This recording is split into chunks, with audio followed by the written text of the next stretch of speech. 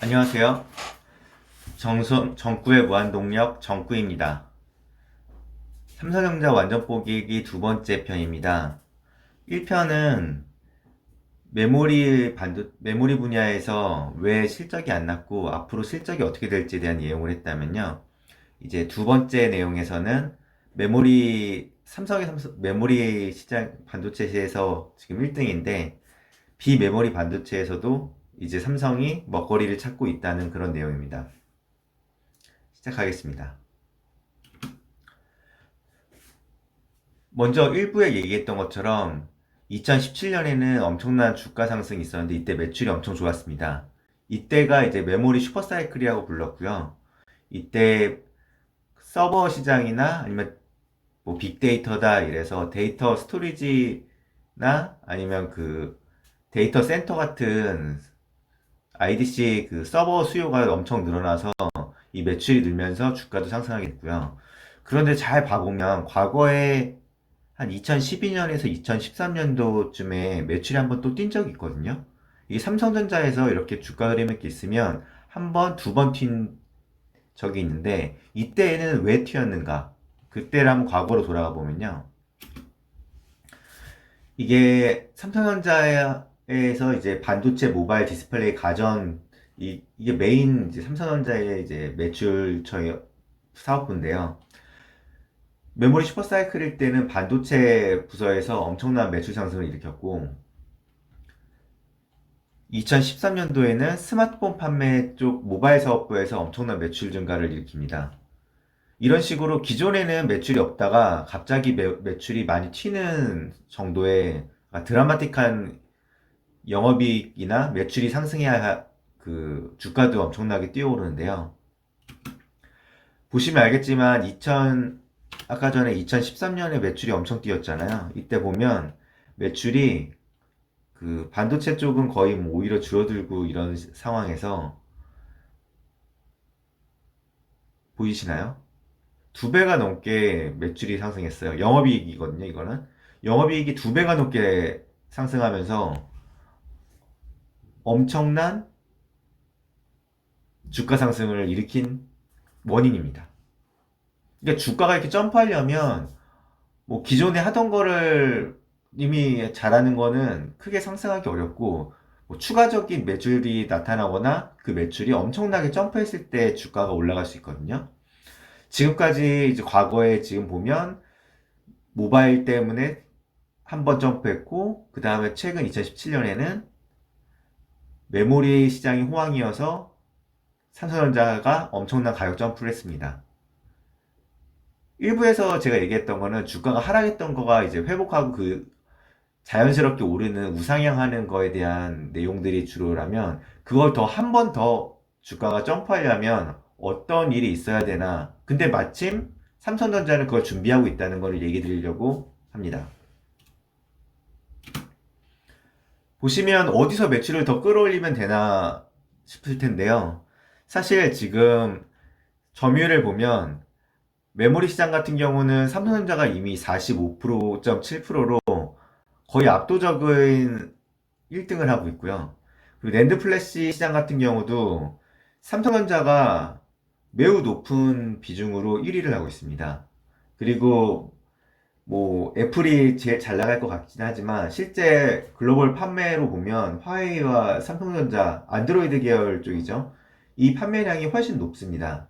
원래는 삼성전자에서 더 점유율이 높았는데 이번에 화웨이에서 많이 점유율이 올라왔던 걸로 하고 있습니다. 근데 아마 지금 미국에서 중국 기업들을 많이 지금 때리고 있죠. 화웨이 특히. 그래서 이제 반도체를 팔지 못하게 해서 아마 화웨이 쪽 점유율은 낮아질 것 같은데 이거에 대한 반사 이익도 삼성전자나 애플에 있을 수 있는데 아마 애플보다 삼성이 더 반사 이익이 있을 것 같습니다. 왜냐면 중국을 지금 미국에서 까고 있으면 미국 제품을 웬만하면 안 쓰게 하려고 하겠죠. 근데 지금 이미 다 사실상 1위를 하고 있어요. 그래서 여기서 매출을 점프를 많이 한다는 거는 매우 어려운 일이거든요. 그럼 어디서 삼성전자가 매출을 더 올려서 점프를 할 수 있느냐? 바로 파운더리 시장입니다. 파운더리 시장은 지금 대만의 TSMC가 1위를 하고 있는데요. 이 점유율을 보면 알겠지만 삼성전자가 2위이긴 한데 이 점유율이 49.2%, 18%, 2배 이상 점유율이 차이 나고 있어요. 이 점유율이 엄청나게 차이 나기 때문에 삼성전자가 이 점유율을 조금만 늘리면 매출이 더 많이 확보할 수가 있는 시장이 되게 됩니다. 반도체 쪽에서 시스템 반도체, 그러니까 비메모리 쪽은 사실 삼성이 다 휘어잡고 있는데 이쪽 다른 비메모리 분야에 대해서는 삼성이 아직 점유율이 그렇게 높지 않아요. 그렇기 때문에 먹거리가 더 많다고 볼 수 있죠. 참고로 파운더리라는 거는 뭐냐면 메모리 쪽은 삼성이 지금 설계와 생산이랑 판매를 다 같이 하고 있잖아요. 근데 그게 아니라 이제 설계도를 만드는 업체가 이제 팹립스라는 회사가 있어요. 거기가 보통 애플이나 엔비디아가 그 다음에 AMD 여기는 생산을 하지 않고 CPU 칩셋 설계만 하고 이거를 TSMC나 뭐 삼성전자 같은 파운더리 업체에서 생산해 주세요 하고 설계도를 넘기면 이제 그쪽에서 생산을 해주는 일을 하는 게 파운더리 업체입니다. 보면 아까 전에 점유율이 엄청나게 나는데 그 매출 규모를 보면 91.5억 달러, 33.5억 달러 이거는 3분기 세계 3분기 매출이거든요. 이 매출이 결코 적지 않아요.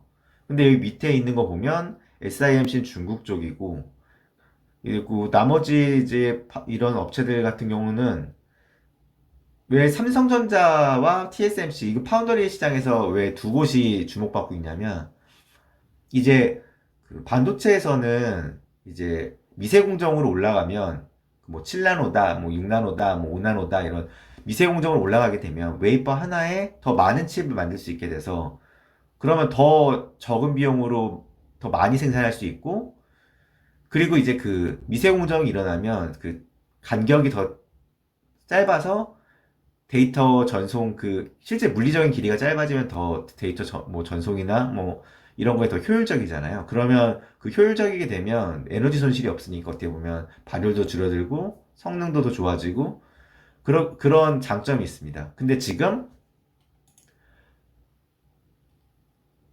이 1, 2위 업체만 미세공정 뭐 7나노다 그 상위 요즘에는 다 미세공정이 뭐 7나노 이상 그러면 이제 극자외선 뭐 EUV라는 그 파장을 이용해서 만들어야 되는데요. 그거는 이제 지금 TSMC랑 삼성 쪽에서만 생산이 가능하다고 해요. 그러다 보니까 사실상 이제 앞으로 나올 칩셋들은 다 미세공정이 뭐 7나노다, 5나노다, 3나노다 이런 식으로 더 작은 더 고도의 기술을 쓴 설계 도면이 나오고 그걸 생산할 수 있는 업체를 선택해야 되는데 그게 딱 두 업체밖에 없어요. 그렇기 때문에 삼성전자가 커질 수밖에 없어요. 왜냐면 지금 수요가 점점 늘어나고 있는 추세거든요. 왜냐면 지금 7나노 생산 차질이 인텔은 사실 모든 생산부터 설계부터 생산까지 다 하는 업체인데 지금 미세 공정에서 차질이 있어서 일부 물건들을 이제 파운더리 업체에 맡긴다고 했거든요. 근데 이제 사실 7나노 미세 공정을 보유한 거는 아까 말했듯이 TSMC랑 삼성전자밖에 없어요. 그리고 애플 같은 경우는 지금 이미 핸드폰 같은 경우는 자체 설계한 칩셋을 쓰고 있는데 노트북은 인텔 CPU를 쓰고 있거든요. 맥북에서는. 근데 지금 애플에서는 이 노트북도 이제 자기가 설계해서 아마 ARM 기반으로 CPU를 만들어서 맥북 같은 것도 자기들이 설계한 CPU를 쓰겠다 이런 이야기도 있었고요. 그 다음에 또 이번에 또 수요가 늘어나는 것 중에 하나가 이번에 신규 게임기, 콘솔 게임기가 나오는데 플스5나 엑스박스 시리즈 그 새 제품들이 나오는데 이 제품들이 AMD CPU를 쓰거든요. AMD CPU 같은 경우는 이제 AMD는 팹리스 업체다 보니까 설계만 하고 생산은 지금 TSMC에 맡기고 있는데 이미 TSMC에서는 엔비디아나 애플이나 여러 곳에 AMD CPU 지금 PC CPU들 생산하고 있는데 여기에 이제 콘솔 게임기까지 만들어야 되기 때문에 지금 생산이 엄청나게 물량 수준은 많은데 그걸 따라가기 힘들 거예요. 왜냐면 지금 그런 뭐 미세 공정을 할 수 있는 거는 TSMC랑 삼성밖에 없는데 지금 아직까지는 TSMC가 매출이나 뭐 수주를 거의 다 하고 있기 때문이에요. 근데 이렇게 수요가 늘어나는데 TSMC가 감당 못하는 거 누가 가져가냐? 삼성전자밖에 가져갈 수가 없어요. 왜?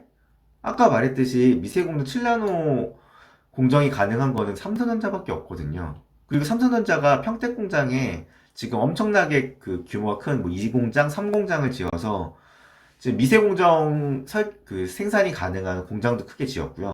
지금 삼성전자 그 사업 보고서를 보면 앞으로 이쪽이 더 발전될 거라는 거를 감안하고 있어요. 지금 그리고 앞으로 뭐 뜰 것 같은 게 보면 메모리는만이 아니라 이제 뭐 앞으로 시장이 뭐 주도할 게 뭐냐 뭐 하는 게 뭐 5G도 앞으로 발전될 거고 그다음에 머신러닝 뭐 이건 엔비디아에서 뭐 AI나 이런 CPU도 만든다고 하고 자율주행이나 드론 같은 경우도 뭐 센서나 이런 거에 대한 처리를 해주는 어떤 메모리가 아닌 비메모리 어떤 반도체가 필요할 거고 아까 말했듯이 뭐 애플 자체 칩 노트북을 만들거나 플스5나 엑스박스 같은 콘솔 게임기가 더 이제 새로운 시장이 나오면 이 수요가 엄청 늘어날 거고 이제 앞으로 일어날 뭐 자율주행이나 5G 머신러닝에 대한 것도 수요가 늘어나서 이제 이런 수요가 엄청나게 늘어날 거라는 게 눈에 딱 보이는 거예요.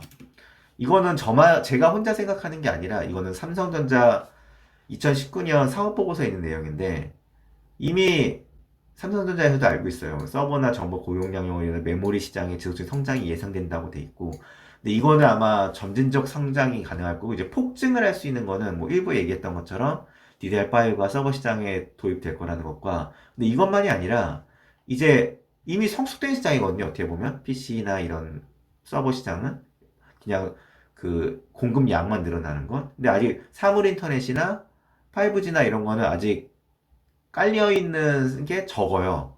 그러니까 더 시장이 폭증할 수 있겠죠?